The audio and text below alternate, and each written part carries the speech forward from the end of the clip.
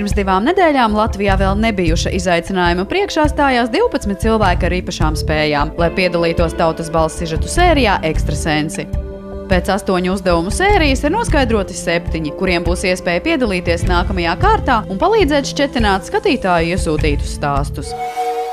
Jau pirmajā Ekstrasensu sērijā dziednieks, gaišreģis un tarokāršu speciālists Ilmārs Briedis pārsteidza ar spēju pēc bērnības fotogrāfijas raksturot mūziķi Andri Kiviču.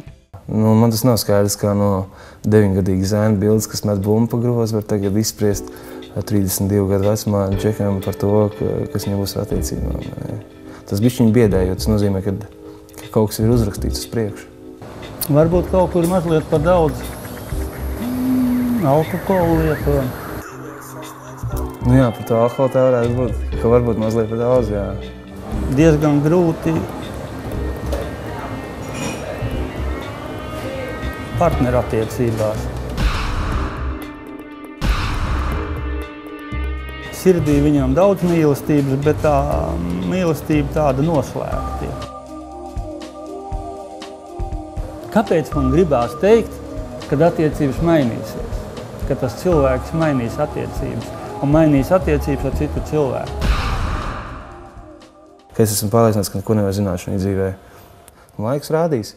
Dziednieks Juris Kraucis ekstrasensu pārbaudījumus uztver ar pārsteidzošu vieglumu. Uzdevumā ar laikrakstiem arābu valodā viņam vienīgajam bija pa spēkam atrast avīzi, kurā aprakstīti asiņaini notikumi, lai gan visas fotogrāfijas ar šausminošajiem skatiem bija aizsektas. Šeit man parādīt varētu būt kaut kāda kara darbība, vai tas ir, es nezinu, grūti pateikt, varbūt kaut kāds spridzinājums. Kāpēc ugunsgrēks? Taisnība izrādījās arī Jura teiktais par bijušo Libānas premjerministru Harīrī, kurš nogalināts teroraktā.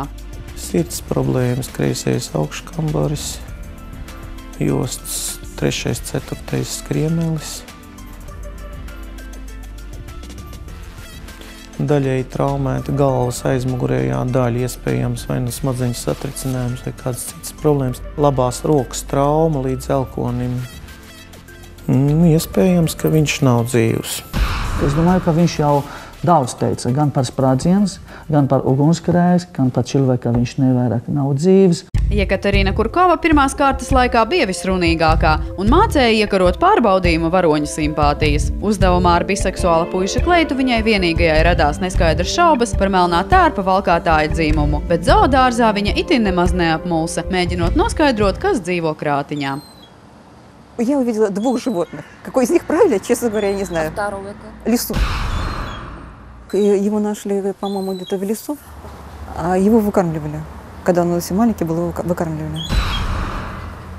Liepainiece Gaida Lākute pārbaudījumā ar Dainu Skapi bija tik ļoti nobijusies, ka visu laiku runāja par šausmām. Savukārt uzdevumā ar māsām Kubāsovām īpašas spējas, tā skaitā sievietes intuīcija, viņu nepievīla. Ak, cik jūs skaistas visas!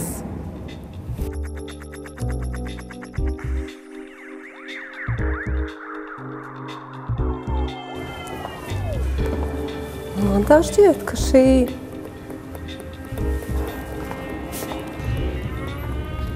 tā kā ļoti šķiet, ka ir. Andris Ļaksa sauc sevi par darba holiķi. Savas spējas viņš atklāja pirms 12 gadiem, un kopš tā laika viņa ģimene ārstu nemeklē. Andris mūs pārsteidza uzdevumā ar dzīvnieku krātiņu, jo sāka runāt nevis par tur mītošo lapsu blēdi, bet gan par iepriekšējo iemītnieku degunlāci Snīpi.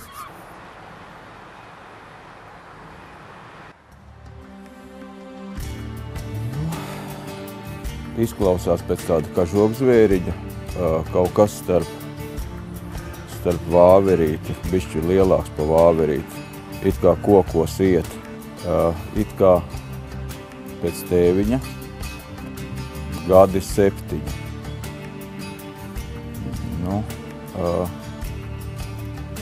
Izklausās, kad vairs nav starp mums. Iepriekšējais dzīvnieks tiešām ir nomiris. Jā, tam bija sirsnīgāka staigāšana pa kokiem, tas bija. Un viņš arī tiešām apmēram kaut kādus 7 gadus bija nodzīvojis. Ir kaut kas, tāds bumbveida apaļš, jā, tā arī tikpat labi varētu būt melona. Man nav pilnīgi skaidra fotogrāfija priekšā, ja, bet ir kaut kas bumbveidu un apač. Ja. Tas viņiem it kā pat izklausās, ka garšo visvairāk. Degunlācim bija šāda apmēram lieluma bumbiņa. Ļoti garšīga, ļoti patīkamā rotaļlieta. Es laikam bišķiņ pat dziļu aizbridu pagātnē. Tur visi, kas te būrī dzīvoja, tie visi nāca viens pēc otra ārā. Ja. Varam tikai minēt, kādas vīzijas redzēja astrologs Ivo Puriņš, atrodoties blakus latviešu tautas dārgumam, Dainu skapim. Jau vairākus gadus līdztekus astroloģijai viņa sabiedrotie ir arī maģija un īpaša izpratne par laiku. Priekšmetam sajūta, kad ir kultūra vēsturiska vērtība. Tā kā instrukcija, tā kā karte. Es nezinu, ar ko tas saistīts, vai ar zinātni, vai ar reliģiju, bet kaut kas ir, kaut kāda pievienotā vērtība šim priekšmetam. Viņš nav viena cilvēka īpašums, un šī telpā, man liekas, zināmā veidā viņš ir nonācis kā, es nezinu, dāvana, kā saka, nebūtu, kā saka, īsti pareizi teikt. 10, 8. Atslēgas šīferis. Dotajā momentā pašlaik viņam īpašnieka nav, bet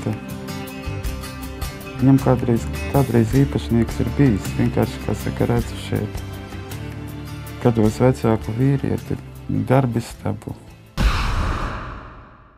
Tatjana Vozņesenska izcēlās uzdevumā ar limuzīnu, kurā katru gadu jaunā viņa laikā brauc Krievijas estrādes dīva Alla Pugačova. Var tikai zīlēt, vai pie atminējuma viņu atveda gaišreģes spējas vai zināšanas par sabiedrības krējuma dzīvi. Taču Tatjana vienīgā varēja pateikt, kas atrodas kartona kastē. Фото, скорее всего. Или это журнал с их фото. Ну, типа вот фото, как бы кажется так. Но я не в таком, конечно, объеме увидела. Я увидела в виде книги. Больше напоминает книгу, вот это содержащую информацию, как бы.